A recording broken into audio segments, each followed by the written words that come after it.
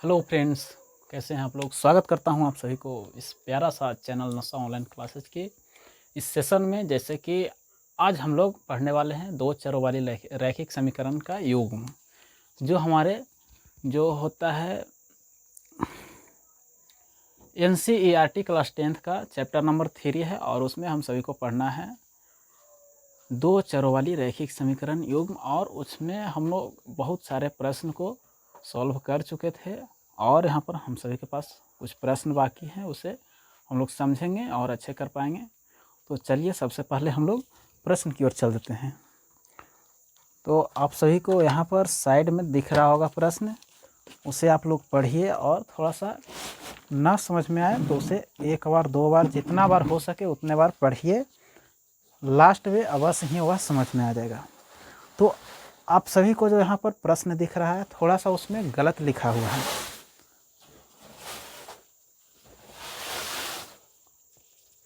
और उसमें गलत क्या है कि यहाँ पर 2 गेंद के स्थान पर हमारे NCERT बुक में थोड़ा सा गलत कर दिया है, और यहाँ पर 3 गेंद हैं। तो चलिए सबसे पहले क्वेश्चन को पढ़ लेते हैं। क्वेश्चन में लिखा हुआ है कि क्रिकेट टीम के एक कोच ने 3900 रुपये में 3 बल्ले और 6 गेंद खरीदे। बाद में उसने एक और बल्ला तथा उसी प्रकार की 2 गेंदें 1300 रुपये में खरीदे। इस स्थिति में बीजगणितीय तथा ज्यामितीय रूप में व्यक्त कीजिए। यानी कि हमारे कहना का, इस प्रश्न को कहने का मतलब क्या है, थोड़ा सा रुकिए।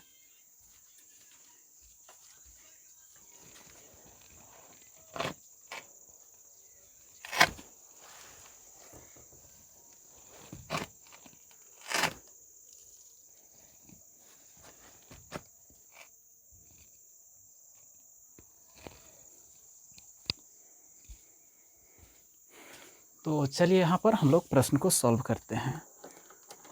तो सबसे पहले हेडिंग यहाँ पर लगा लेते हैं 3.1। हमारा जो प्रश्नावली चल रहा है 3.1 चल रहा है, और इसमें जो प्रश्न है उसको हम लोग सॉल्व कर रहे हैं। तो यहाँ पर दिया हुआ है क्रिकेट, और क्रिकेट में जो बल्ला बैट होता है, अंग्रेजी में हम लोग उसे बैट कहते हैं, उस बैट का प्रयोग होता है, और साथ ही एक गेंद का ज़रूरत होता है। और उसमें जो खिलवाने वाला होता है, मतलब खिलाने वाला होता है, उसे कोच कहते हैं, जो ट्रेनिंग देने वाला होता है। और वही कोच जब जाता है बाज़ार में, दुकान में जाता है, और दुकानदार से कितना बॉल खरीदता है, तो 3 बल्ला खरीदता है और 6 गेंद खरीदता है, जिसे हम लोग बॉल कहते हैं। तो सबसे पहले तो कितना में ये ख़रीदा है ये तो हमें पता ही नहीं है। तो चलिए हम अपने मन से मान लेते हैं कि इसका एक बल्ला या एक बैट का दाम 100 रुपया है।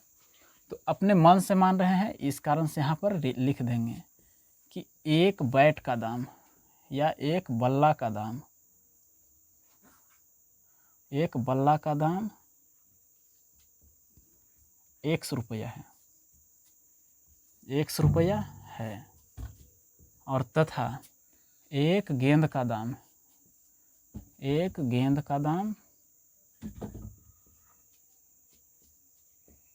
रुपया है, 22 रुपया है। ये दोनों को हमने माना है। ठीक, इतना आप सभी को समझ में आ गया होगा। अब इसके बाद क्या बोल रहा है कि बाज़ार में जब गया है तो 3 बल्ला, यानी कि 3 बल्ले और साथ ही 6 की संख्या में गेंद खरीदा है। तो चलिए प्रश्न के अनुसार चल देते हैं। तो प्रश्न के अनुसार यहाँ पर प्रश्नानुसार यानी कि कितना गेंद खरीदा गया है, तो पहले 3 बल्ला खरीदा है, 3 बल्ला या बल्ले, साथ ही 6 की संख्या में गेंद खरीदा गया है, 6 गेंद खरीदा गया है। और इन सभी को जब खरीदे हैं तो कितना रुपया दिया गया है, तो 3900 रुपया दिया गया है। कितना महंगा है, 3900 रुपया, इतना रुपया दिया गया है। ये हमारा प्रश्न संख्या आधा था। जब आधा प्रश्न को पढ़े हैं तो इतना हम सभी को पता चला है। तो चलिए इसे अपने मन से माने हैं उसके हिसाब से चल देते हैं। तो हमने माना है एक बल्ला का दाम, यानी कि एक बल्ला का दाम 100 रुपया है, तो यहाँ बल्ला के स्थान पर 100 आ जाएगा। और साथ ही 3 रहेगा, यानी कि 3 बल्ला का दाम 3x। x जो हमारा मान रहेगा उसे यहाँ पर 3 से गुना कर देंगे तो 3 गेंद या 3 बल्ला का दाम पता चल जाएगा। अब इसके बाद 6 गेंद खरीदा गया है और एक गेंद का दाम 22 रुपये माने हैं, तो 6 गेंद का दाम 22 हो जाएगा, 6/22 और बराबर में 3900। अब इसमें से कुछ बातें जो है आप सभी को समझना चाहिए कि यहाँ पर 3 है और 6 है, दोनों में से कुछ कॉमन हो सकता है।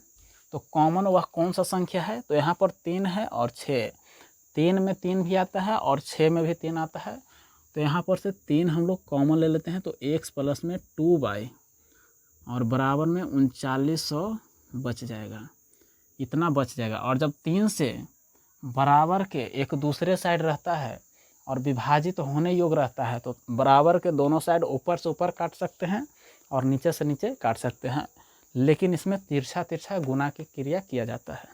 तो चलिए 3 से काटते हैं, तो यह एक बार में 3 बार में यानी कि 1300 रुपया बार में कट जाएगा, 1300 बार में कट जाएगा। तो x प्लस में 2/, x प्लस में 2/, बराबर 1300।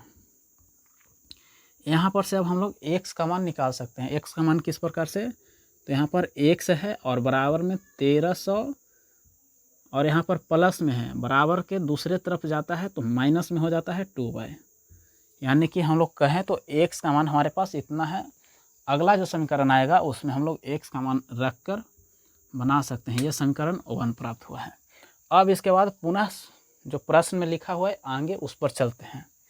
तो यहाँ पर लिखना होगा कि पुनः प्रश्न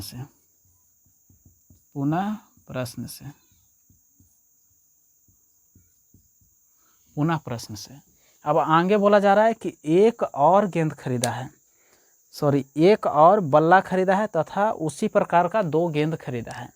तो यहाँ पर एक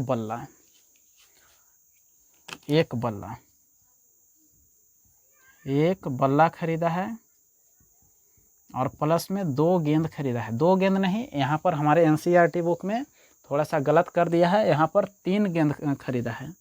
यहाँ पर 3 गेंद खरीदा है, बराबर में जब एक बल्ला और 3 गेंद खरीदा है तो 1300 रुपया दिया है, 1300 रुपया इतना दिया गया है। तो एक बल्ला का दाम हमने x रुपया माना है, तो एक बल्ला का यहाँ पर सिर्फ x रह जाएगा और प्लस में एक गेंद का दाम 22 माना है, तो यहाँ पर 3 गेंद का दाम 3/22 हो जाएगा, बराबर में 1300 इतना। और ये हमारा समीकरण 2 आ गया। यहीं पर 2 नहीं लिखते हैं, इसके बाद थोड़ा सा x का मान फिर से निकाल सकते हैं और इसके हिसाब से इसके अनुसार x का मान 1300 और यहाँ पर प्लस में 3/22 है, उस तरफ जाएगा तो माइनस में 3/22 हो जाएगा। अब इसके स्थान पर हम लोग करना क्या है? तो ये समीकरण 2 मान लेते हैं। अब इसी के सहायता से हम लोग अपने मन से क्या करना है? अपने मन से यहाँ पर मान लेना है कि x का मान हमने कुछ रख दिया और उसके बाद जो मान आएगा ग्राफीय विधि से हल करना है। तो पहले समीकरण 1 में एक सारणी बनाते हैं कि यह समीकरण 1 का सारणी है और ये समीकरण 2 का सारणी है, और समीकरण 1 में इस प्रकार से और यहाँ पर 2 में भी इस प्रकार से।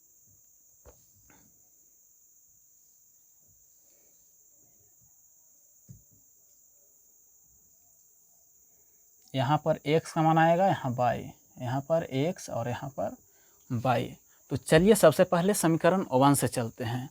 x का यहाँ पर x बराबर में 1300 और माइनस में 2y दिया हुआ है। तो यहाँ पर सबसे पहले तो प्रश्न संख्या 1 में जो हम लोग मानते थे, छोटा संख्या मानते थे, ये हमारा छोटा में ही काम बन जाए, मतलब मिनिमम स्थान पर ही कम मान हो जाए। लेकिन यहाँ पर अगर हम लोग x का मान 1 रखते हैं तो घटाने के बाद 1300 में से 1 घटेगा, यानी कि 1299 आएगा, जो कि और बड़ा हो जाएगा और उसे ग्राफीय विधि से हल करने में हमें बहुत स्थान की आवश्यकता होगी। तो चलिए वैसा ही मान लेते हैं जिसके सहायता से हम लोग बहुत सटीक तरीके से बना पाएँ। तो सबसे पहले यदि हम लोग y का मान, यहाँ पर y के बराबर में है, दोनों एक तरफ है, तो y का मान 100 ले लेते हैं और जब 100 लेते हैं और 2 में गुना करते हैं तो कितना आता है? तो यहाँ पर y का मान 100 और 2 में गुना माइनस 1300 और 1300 माइनस में 200 और घटाते हैं तो कितना आता है 1100 आता है 1100 यानी कि x बराबर में कितना आ गया 1100 आ गया।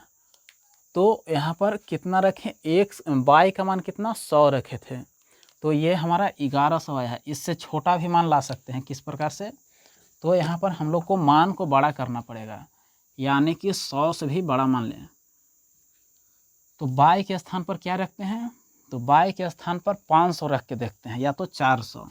यदि यहाँ पर 400 रखते हैं y के स्थान पर तो गुना में 2 माइनस में 1300 और जब 400 में 2 से गुना करते हैं तो 800 आ जाता है 800 और माइनस में 1300। जब 1300 में से 800 को घटाते हैं तो यहाँ पर 500 आ जाता है यानी कि y का मान जब हमने 400 रखा था 400 तो x का मान कितना आया है 500। इस प्रकार से ऐसा मान रखना है कि 100 के गुणज में हो जाए तो हम लोग ज़्यादा आसान तरीके से बना पाएंगे। अब इसका काम हो गया है, फिर से अब दूसरा मान रखकर चेक करना है। जैसे कि यहाँ पर 400 रखें तो 500 मान आया है। अब यहाँ पर y का मान 500 रख के देखते हैं तो x का मान कितना आता है। तो चलिए y का मान 500 रखते हैं, ये जो समीकरण 1 है।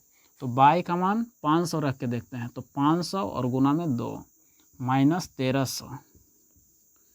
500 में 2 से गुना करते हैं तो 1000 आता है माइनस में 1300। जब 1300 में से 1000 को घटाते हैं तो यहाँ पर 300 आता है यानी कि हमारा जो y का मान यहाँ पर 500 रखे थे, y का मान 500 तो x का मान क्या आया है 300। अब हमारा समीकरण O1 से 2 मान आ गया है। अब हमें समीकरण O1 का जो कम से कम काम था वह हो गया है। अब से खाली जो होता है ग्राफीय विधि से हल करना है और ग्राफ पर बैठा कर छोड़ देना है। अब समीकरण 2 से चल देते हैं और समीकरण 2 में क्या है x बराबर में 1300 माइनस में 3y, यह समीकरण 2 है। दोनों में सेम था। अब चलिए यहाँ पर क्या रखकर मान समझ सकते हैं। तो सबसे पहले फिर से y का मान 400 रख के देखिए या तो उससे कम ही रख सकते हैं। तो यहाँ पर y का मान यदि हम लोग 200 रखते हैं तो 2 तिया 6 आता है। यदि 300 रखते हैं तो यहाँ पर 300 रख देते हैं और 300 में 3 से गुना करेंगे बराबर में माइनस में 1300 रहेगा। जब 300 को 3 से गुना करेंगे तो 900 आएगा माइनस में 1300। जब 1300 में से 900 को घटाएंगे तो 400 आता है 400 यानी कि यहाँ पर y का मान 300 रखे हैं, y का मान 300 तो x का मान क्या आया है 400 आया है 400। अब इसके स्थान पर 300 के अलावा कुछ रखिए, कम से कम हमें 2 मान चाहिए और 2 मान के बाद ही हम लोग कुछ कर सकते हैं। तो y का मान इस बार क्या रख सकते हैं, तो y का मान अगर 400 रख के देखते हैं 400। जब 400 के गुना 3 से करते हैं तो 4 तिया 1200 होता है माइनस में 1300। 4 तिया 1200 माइनस में 1300 और जब 1300 में से 1200 को घटाते हैं तो क्या आता है, तो सिर्फ 100 बचता है। यानी कि y का मान 400 रखे हैं 400 अपने मन से, तो x का मान क्या है 100। अब इसे ग्राफीय विधि से हल करना है। इसको अब ग्राफ पर सिर्फ रख कर बता देना है कि किस प्रकार का ग्राफ बनाएगा, वही हमारा आंसर हो जाएगा। तो चलिए उसे भी बना लेते हैं। ग्राफ सबसे पहले क्या होता है, तो इस प्रकार का एक संरचना होता है, ऐसे करके होता है, ऐसे करके होता है। यहाँ पर जो दोनों रेखाएं आपस में मिलती है उसे मुख्य बिंदु कहते हैं और मुख्य बिंदु को हम लोग 0 से सूचित करते हैं 0। उसके बाद 100 के सब है 100 के गुणज में, तो हम लोग को यहाँ मानना है 100 के बाद 200। अधिकतम इधर जाता है x और ऊपर में जाता है y, यानी कि यहाँ y यहाँ पर x, यहाँ पर x डैश, यहाँ पर ये y डैश होगा जाएगा और यहाँ पर x डैश हो जाएगा।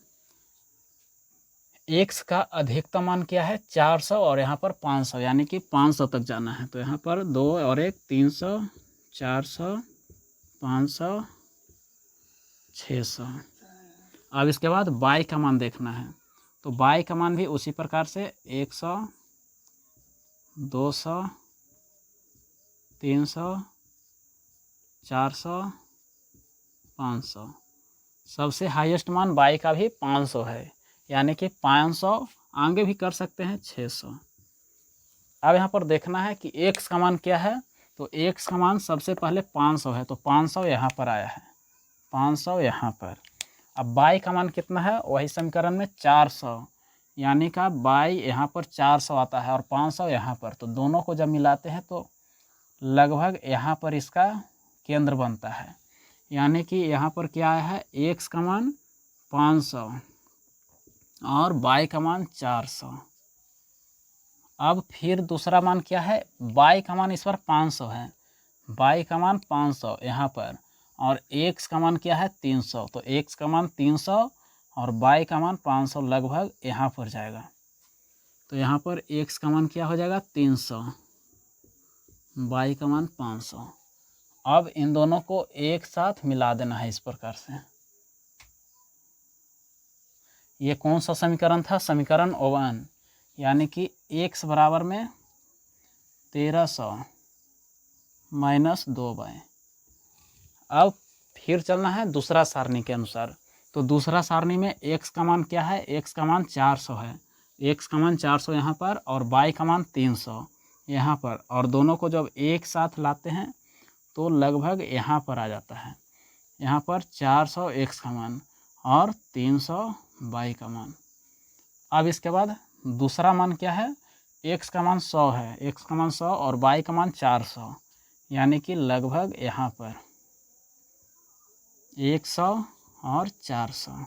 अब इन दोनों को एक साथ मिलाना है, और जब लॉन्ग लाइन करते हैं तो कहीं ना कहीं जाकर एक स्थान पर मिलता है, और यह समीकरण 2 के अनुसार था। और दूसरा समीकरण क्या है, तो x बराबर में 1300 माइनस में 3y, और यही हमारा आंसर हो गया। बस इतना ही हमारा काम करना था और इतना लाकर दिखाना था। तो चलिए एक बार फिर से इसे दोहरा देते हैं किस प्रकार से हुआ है।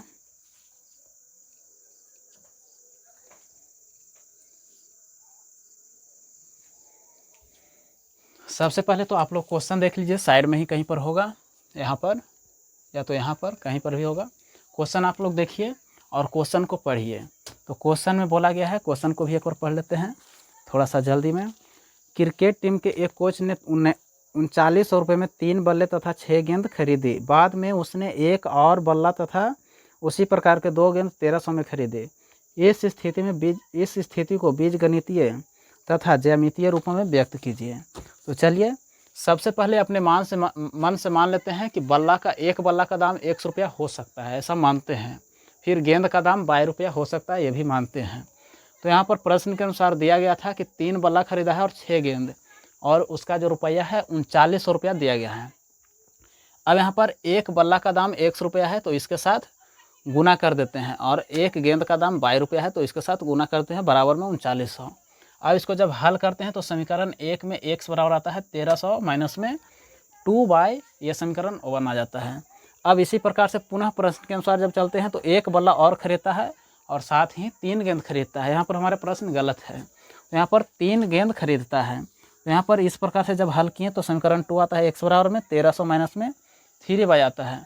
अब यहाँ पर x का मान और y का मान अपने मन से यहाँ पर रखना है, और उस हिसाब से ऐसे करके सारणी बनाकर हम लोग को मान निकालना है और उसे ग्राफीय विधि में हल करना है। तो आशा करते हैं कि ऐसा प्रश्न आप सभी को समझ में आया होगा, कोई भी दिक्कत अब नहीं होगा। अब इसी प्रकार का सेम है जो आगे भी है, और उसे भी हम लोग हल करेंगे।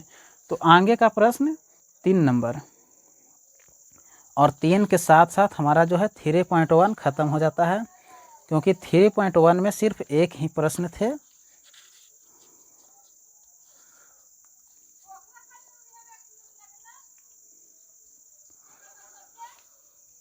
इस प्रश्न को आप लोग इतना बार रिवीजन कीजिए कि आपके जो दिमाग होता है उसमें सेट हो जाए और दिल में भी सेट हो जाए, क्योंकि इस कारण से कि ये प्रश्न आप सभी को 5 नंबर का अवश्य ही पूछा जाएगा, और आप लोग नहीं रिवीजन कीजिएगा तो ऐसे प्रश्न छूट जाते हैं अधिकतर लड़के से। इसके बाद तीसरा प्रश्न देखेंगे।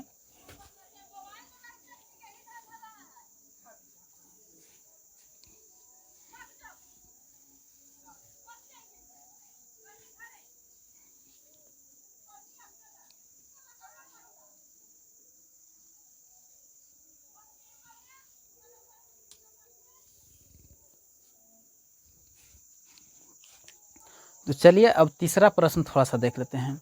और 3 नंबर प्रश्न में पूछा गया है